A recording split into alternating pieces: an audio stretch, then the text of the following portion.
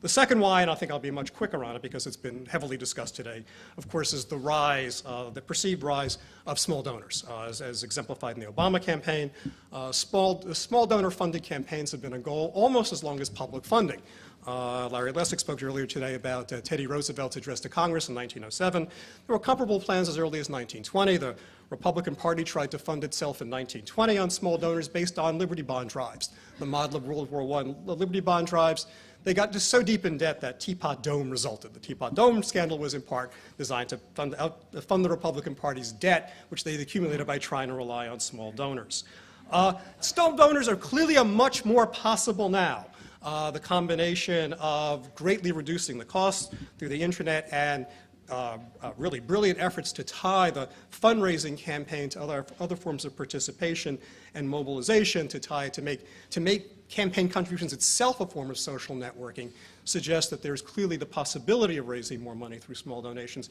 It's far from clear that small donations are enough, but at least there's the evidence that small donations are going to be a big part of this process, certainly when leveraged as described on sort of 4-to-1 models to join with public funding. So I think that's why we're moving the way we're moving. It is just worth maybe for a second to reflect on the way in which this may be changing how we think about public funding.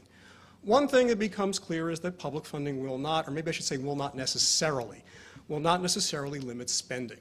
I think public funding has been associated in the mind of lawyers and the mind of the public that thinks about this, the mind of commentators, as a way of getting spending limits.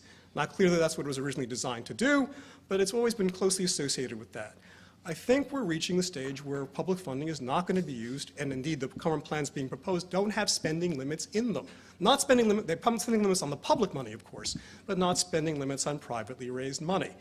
We can talk about whether this is good or bad. I, for one, was never that thrilled about spending limits. I thought the best argument for them was they gave the candidates a sense of how much the race was going to cost at the outset, so it wouldn't seem too daunting for challengers or newcomers. And that so you could have a sense of, well, I've got to get that far, then I can stop. But otherwise, I mean, spending clearly is a means of informing and mobilizing voters. It can enable challengers to compete. My sense is there was never any reason to be afraid of spending per se. The issues were always who's providing the money that pays for the spending and how uneven are the candidate resources. Second, it will not end fundraising. We're hearing discussions about ongoing fundraising in the campaign. A little different kind of fundraising, small donor fundraising, which may look a lot more like campaigning and mobilizing, but there's still going to be fundraising going on. And it will not achieve candidate financial equality, the so-called level playing field, so long as you're permitting people to continue to raise money. Some will raise more than others. Maybe the more popular candidates will raise more than others. I think we've always been uncertain about how important it is to have equal amounts of money for candidates as opposed to not having candidates be heavily funded by large donors. I think we're going to see those two ideas now separate more. That equality of candidates may not be as important as reducing the inequality of voter influence. Finally, even on that point, equalizing voter influence, this is going to move us a lot closer to that than the current system. But it's not quite the same as full public funding, where the money's not coming from coming from everybody, it's not coming from anybody. I think there's a lot to be said for the move towards a small donor model, particularly compared to the status quo in practice.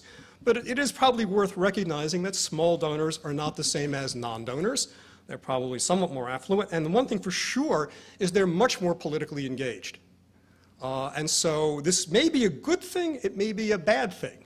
It may be a little bit of both, that we're going to be moving towards a model in which the politically engaged, more ordinary people politically engaged, play a bigger role in funding, but that may in turn shape the kinds of appeals that candidates make and the kinds of candidates that we get.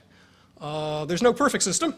I suspect that the model being laid out now is a lot better than the one we now have.